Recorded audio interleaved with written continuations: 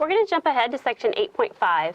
It's a RLC step response. So 8.3, we did the source-free series RLC circuit. Now we're going to look at a step response of a series RLC.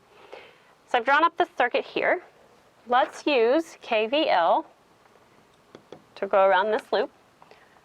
I have minus Vs plus IR plus L di dt, it's a voltage across my inductor, plus V.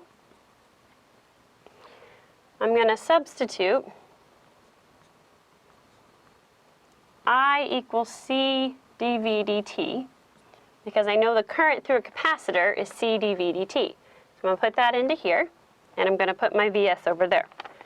So I have Vs equals RC dV dt plus LC d squared V dt squared plus V.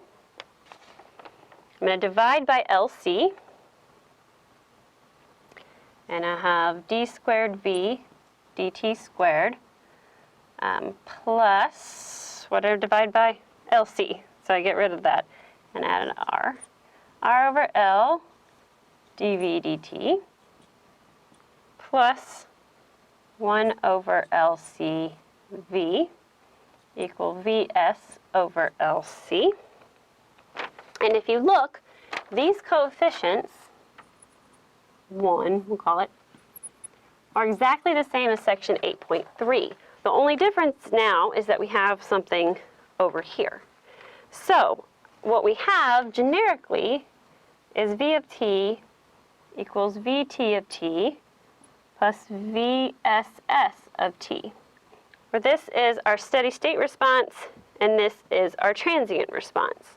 So we can come up with a good general equation that actually covers 8.3, 8.4, 8.5, and 8.6, even though we haven't taken a look at 8.4. But that's what's summarized in sections 8.5 and 8.6, and what you'll see on your equation sheet. So this is the step response of series or a parallel RLC circuit.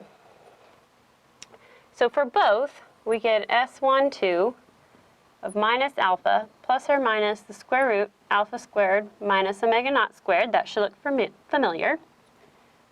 For series, we have alpha equals R over 2L.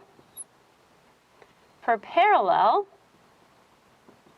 which again we haven't done, but it's the same exact procedure, we have alpha equals 1 over 2 RC. And for both, omega naught is 1 over the square root of LC. Then we have all of the same categories. After that, our solutions. We have 3 options.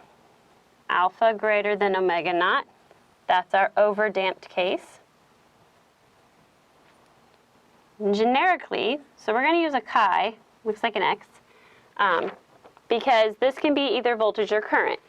You can look for the voltage through the capacitor, you can look through the current through the inductor. The thing you have to keep track of is your initial conditions. So if you're talking about the capacitor, you want the initial voltage across the capacitor because that's what cannot change abruptly. You want the initial current through the inductor because that's what cannot change abruptly. Don't get them mixed up. So we'll go ahead and call it x of t equal x infinity, this is our new term, plus a1 e to the s1t plus a2 e to the s2t. Okay, so if we're in section 8.3, which is the source-free response, that means that there's no source after the time switch, whatever has happened. That means this is 0. So if this is 0, we're back to exactly what we did in 8.3. So the only difference now is we have a final value to deal with. Other than that, there really is not much in this chapter. I think the hardest part is probably finding the initial and final conditions.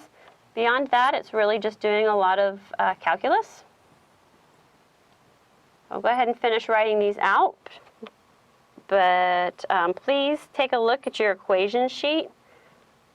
Get used to using that. A 2t e to the minus alpha t. And our third one is alpha less than omega naught. Again, that's our underdamped. And that's when we get that longer one. At the infinity term, e to the minus alpha t, a1 cosine, that's a terrible looking cosine, omega dt, plus a2 sine, omega dt. Okay, that's super messy. Omega d is the square root of omega naught squared minus alpha squared. So we'll work some example problems to finish up this chapter.